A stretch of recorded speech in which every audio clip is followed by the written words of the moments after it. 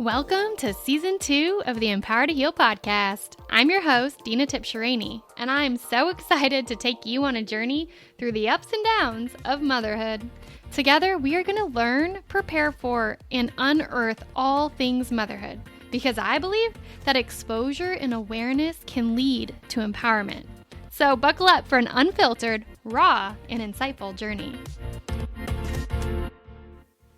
Motherhood is a beautiful journey, but it can also be overwhelming. Do you often find yourself feeling isolated, struggling to find balance, and yearning for a sense of identity beyond mom? Trust me, you're not alone. Join the Empowered Mamas Club, where you'll discover a supportive community of like-minded mothers. Gain valuable skills to navigate those highs and lows of motherhood, reclaim your sense of self, and become the engaged and present mom that you desire so that you can create cherished moments with your little ones. It's time to prioritize your well-being and rediscover the joy in motherhood. Click the link in the show notes and join us in the Empowered Mamas Club today. Hello and welcome back to the Empower to Heal podcast. You are tuning in to Season 2, Episode 5 of this motherhood podcast. And I'm so excited to continue our discussion talking about matrescence. Matrescence is the developmental stage we enter into as we step into motherhood. It's matrescence for mothers and patrescence for our partners. And in the past 3 episodes, we've been talking about what is matrescence, how does it impact our brain, how does it impact how we emotionally feel, how does it impact and change our body, and today we're going to talk about how it impacts us relationally with ourselves as well as relationally in our relationships around us outside of just the relationship with our baby. So when we think about motherhood, I don't know about you, but I romanticized it. I dreamed of what motherhood would be like, and I was planning for my 12 weeks off from work. I was blessed to have short-term disability to be able to step into 12 weeks with my child after giving birth. I thought it was going to be a dream. I envisioned that transition being extra time to make his room special and do beautiful stroller stride walks together and walk the dog and recuperate and maybe connect to some of my hobbies, get all of the snuggles in the world. Well, in reality, that stage of motherhood, those first few months of motherhood, is like getting hit in the head with a train and having to wake up and put on your all and put your best foot forward every single day. Your body is healing. Your mind is drastically changing. And all of a sudden you feel like, oh my God, where did I go? We lose our sense of identity. And it's not uncommon for parents to say in the first couple days after having their little one, oh my gosh, what did I do? What did I do? I gave up my sleep. I gave up my hobbies, my interests. I gave up my friends to step into this stage, and I love it. I love my baby. I love them, but I miss myself. And this is a piece about matrescence that teaches us for the rest of our life when we become a mother that we're always dancing on opposite sides of a very thin veil. On one side of that veil is immense joy and love, and on the other side of that veil is grief and loss. And we are always holding this balance of carrying these two very different emotions on opposite ends of the spectrum. We're carrying them at the same time.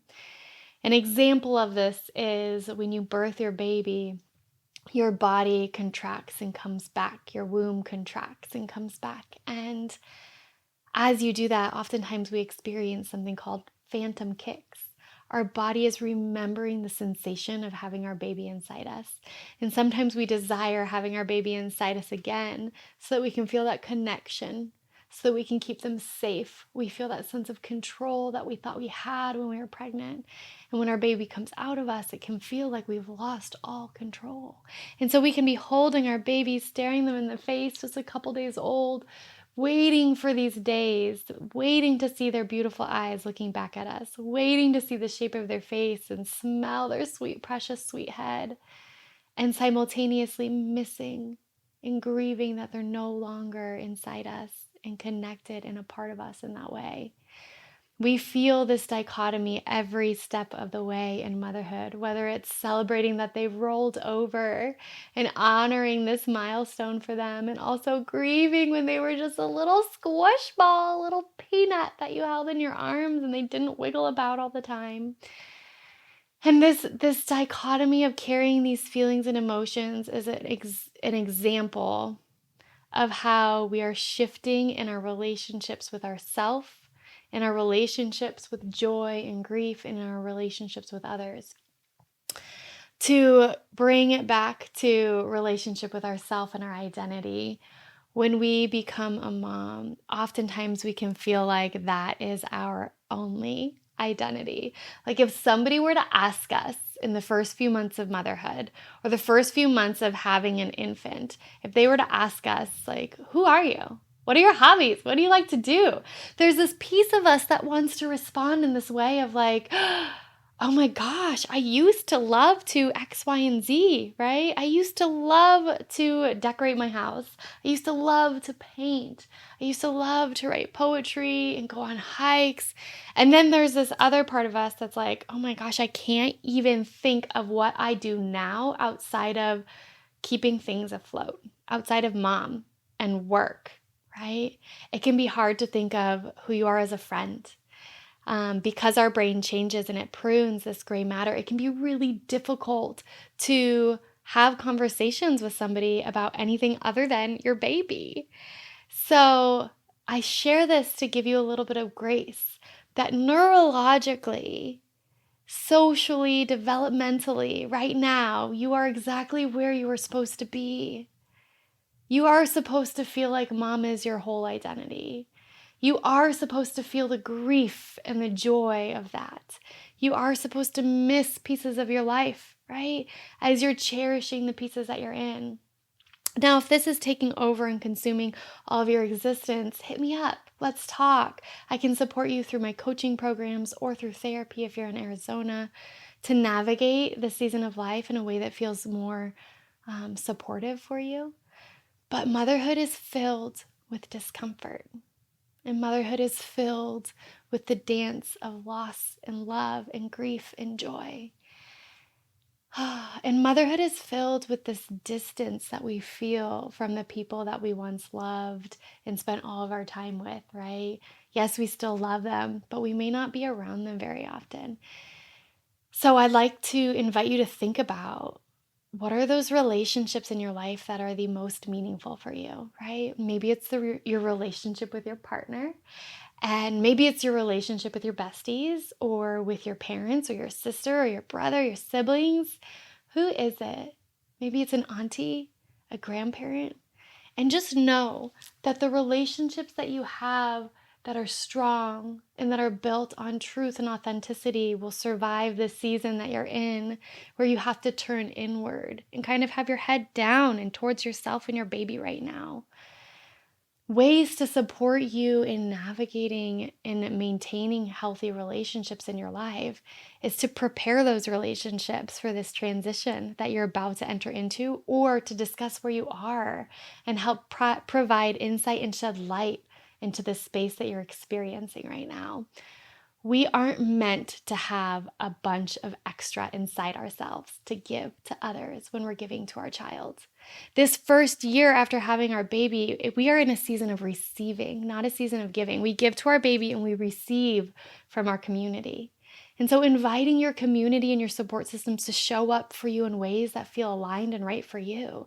Sometimes it can be hard to envision, what does that look like? But a good question to ask yourself in these moments is, man, I'm feeling like I'm falling apart or I'm spread too thin. What are the things that are sucking my energy right now that I can ask for help for? Maybe it's the laundry or the dishes or the cooking. Maybe it's being up in the middle of the night and feeling lonely. And when you have to do that by yourself every single night, it just wears you thin. When you get your answer to this question, that's a clue of how you can ask for help from your support system and your community. You can invite them to show up for you. I'd like to share that when you have your baby, your identity becomes enmeshed with them. In the first couple years of their life, your brain is anticipating all of their needs. That's why we prune that gray matter and we develop these new neural connections. Your brain is needing to stay connected to your baby, and it's needing to let go of the things that aren't vital for keeping them alive. I share this to give you a reminder that this season of life is supposed to be this way. We're supposed to be entrenched in the trenches with our baby in this season. And as our baby becomes more independent, we'll have more space to turn outward and reconnect with friends and family in little doses. I also want to contribute to this discussion around your relationship with your partner. We can feel like we are distant from our partner because before having a baby or before expanding our family, maybe our lives and our relationships were focused on one another, on doing things that make you happy together and make you feel good, on exploring the world together and growing together. And when you have your baby, your attention shifts focus from being just about the two of you to being about life with your little one, or you're expanding your family life with another little one. And you can feel and grieve this loss of sense of connection with your partner. And oftentimes we're all going so fast that it feels like we're two ships passing in the night. Maybe your partner returns to work and you stay home, or maybe they stay home and you return to work and you don't have as much time with one another anymore. Maybe all your conversations have been around taking care of the baby, feeding the baby, soothing the baby, being up with the baby in the middle of the night, changing the baby, doing tummy time, all the little things that we're trying to remember, taking them to pediatrician appointments if we need to take them to the doctor.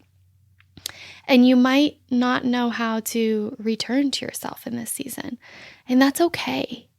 Remember that this season is about your baby, but things that relationships need, especially with our partner, to survive this season is we need to be seen. We need to feel seen. And so I invite you to discuss with your partner ways that you can have touch points throughout your day that don't take a lot of extra time. Touch points where you lock eyes and you literally see one another for a moment, or you have a hug, an embrace, something that connects the two of you. I also like to think, how can you partner this with already existing things in your day? Pre-baby transitions in your life, you would embrace one another. You come home from work, you have a hug, you talk about how your day was, right? You're leaving, maybe you give a kiss and say, I love you, I'll see you later, have a good day. Having these touch points where you can look in each other's eyes and have a moment to see each other, or intentionally touch each other. And I'm not saying it has to be sexual touch, but just touch to feel and be seen and be held. Also, space to check in with one another and be honest. Saying, man, I don't even know who I am anymore outside of being a mom. I'm missing the version of me that was so wild and free before we had our baby. Do you feel this way too? How are you feeling in this season of life, right? Being able to be vulnerable and put words to this can create dialogue and intimacy with your partner where you feel seen and held and like you're not doing it alone. Oftentimes, if we keep this to ourselves and we're not transparent about what we're feeling, both parties feel it by themselves, and it creates separation and divide, and it can create resentment in one another. I mean, it was common for me in the middle of the night to feel so frustrated that I had to be up pumping and trying to feed my baby and changing and soothing back to sleep, and my sleep was disrupted constantly. And I felt resentful towards my husband that he had to get a good night's sleep to go to work. He got to get a good night's sleep to go to work, right? He got to go to work. I know this is silly. It may sound silly to say it, but these feelings are real for so many of us when we speak them. I'm going to end this episode sharing that a study in Europe reported that about 90% of moms when asked, shared that they were feeling lonely in motherhood. It is so real that we feel alone in this season of life. But when we look to our left and our right, our fellow parents up in the middle of the night, our fellow mamas are feeling the same way. So the reality is we're not alone, but we're feeling loneliness. And so communicating and being open and breaking the taboo, the silence around our experiences and our shift in identities, our shift in our relationships can actually strengthen our relationships and bring that sense of community back together. And it's not a pity party, right? Oftentimes there's a stigma of like, I can't talk about this. People will feel like, I feel like people will think I'm ungrateful. I am so grateful, right? I feel like my problem's a first world problem.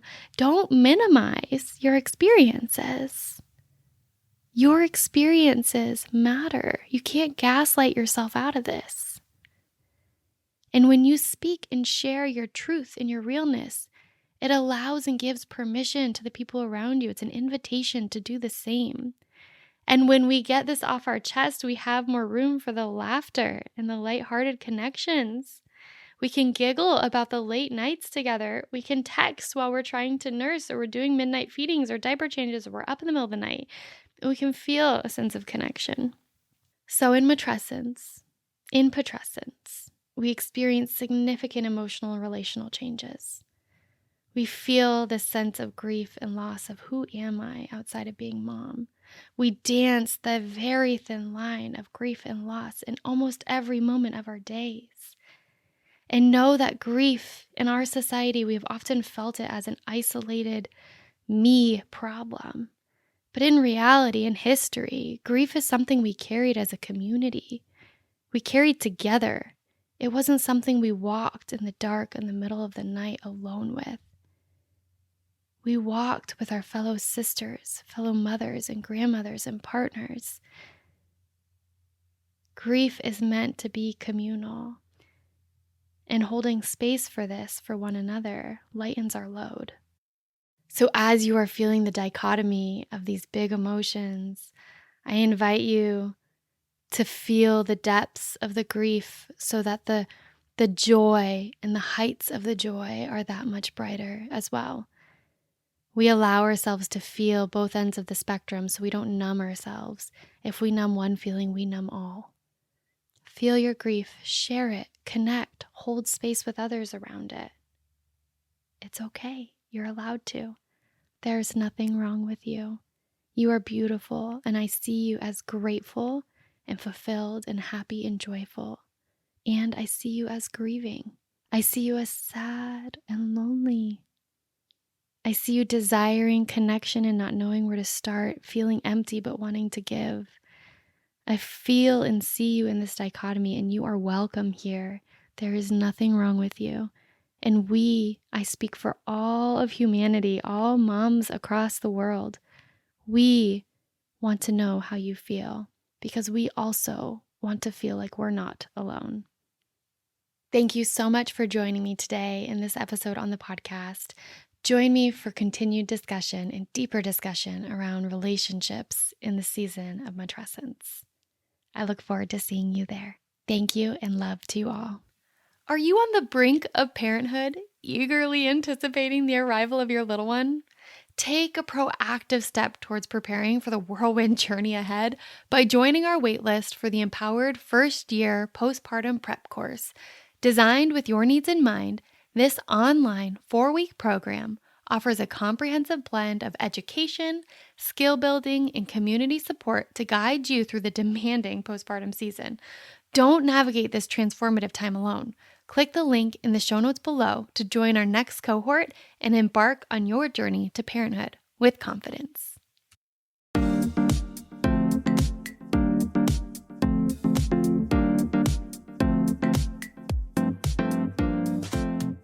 It has been an honor to share this space with you today on the Empower to Heal podcast, where we illuminate the strength you have within yourself to heal. Make sure you subscribe so you don't miss our upcoming episodes, and leave us a review on your favorite podcast platform.